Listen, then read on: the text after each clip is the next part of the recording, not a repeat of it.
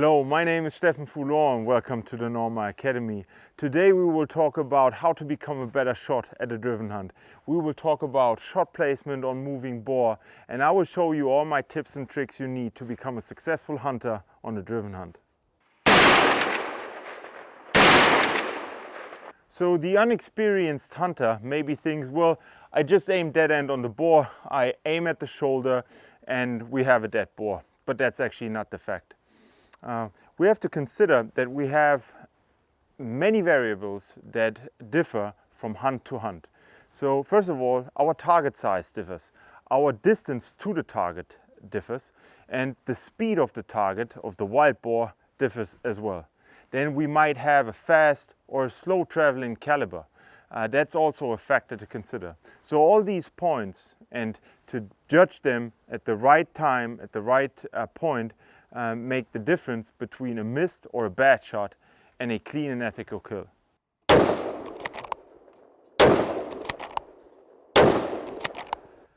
So the most underestimated fact is that you're shooting at a moving target, and this brings certain difficulties. Well, the boar travels at a certain speed, at a certain distance, and you're shooting a certain caliber.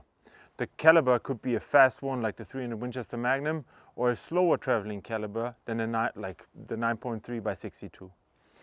Those factors determine your point of aim. What you also need to consider is the terrain. The boar can run towards you in a certain angle or away from you in a certain angle. You may have a hill or the boar is running downhill. All factors that determine your point of aim. Please keep in mind that your target size will differ as well. It's a difference whether you shoot on a small frischling or at a big old Kyler. So what's the conclusion? The speed of your bullet in correlation with your target size, distance and target speed are factors to consider to determine your point of aim. So the most difficult part for most shooters is that your point of aim is not your point of impact. Your point of impact stays. You want to hit the vitals, which is the shoulder area, that's where the lungs and that's where the heart sits. But you need to move your point of aim in front of the boar or in the head area of the boar to actually hit the vitals. So let me mark you where, basically the golden rule is never aim at the vitals. Try to aim if the boar is moving in this area. So I really try to find the spot below the ear and below the eye. That's where I pull the shot off. And depending on your caliber, the distance of the boar and the speed of the boar, you will hit right in the vitals.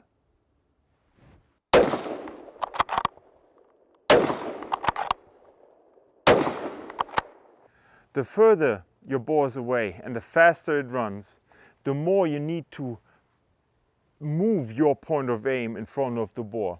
Depending on speed and distance, it can happen that you really need to shoot in front of the animal. Well, in the air, basically. This is a psychological thing. You really need to train to pull off a shot in the air. What will happen is that due to the fact that the boar is moving so fast, it will run into your shot. Okay, so we talked about that we need to move our point of aim in front of the boar.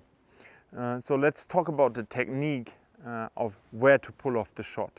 I highly recommend not just aiming in front of the boar and waiting until the boar comes into the right distance, then pull off your shot. Why that?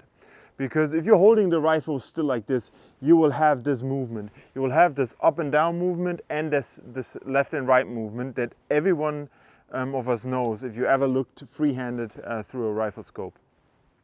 But there's a technique of how to minimize this up and down movement of your reticle. So what I do basically is I start with my reticle from behind the wild boar and I overtake the wild boar. And as soon as my reticle is here, that's where I pull off the shot. So because with this movement basically, I minimize this up and down movement. Another very important fact is when it comes to your shooting technique is that you do not stop in your movement in the swing of your barrel as soon as you pulled off the shot. We've seen this a lot in shooting cinemas or in driven hunts. Bad shots mostly come out of the situation where the shooter either did not move the point of aim far enough or stopped in the swinging movement. So what do I mean? I see the boar, I find my target, I overtake the boar, I place the shot, and I keep on traveling with my gun, with my barrel. I exaggerated this a little bit, but just to show you, you really need to keep moving. Don't stop and pull off the shot. Another tip I can give you is dry fire practice at home as often as you can, just to get rid of that flinch. Buy yourself a paper target like this, put it in your living room, or just look for a straight line in your living room that you can follow. And then you need to just pull off dry fire shots. Always make sure your chamber is empty and you have an unloaded gun, that's for sure. And then just remember what I just said. Try to follow a straight line, pull off a shot, and keep moving.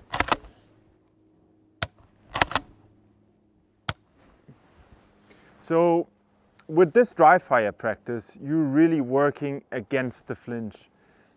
Flinching is just something that happens when you don't shoot enough, and most of us don't shoot enough. So flinching is nothing bad, it's just something you need to work on, and you can't get rid of it.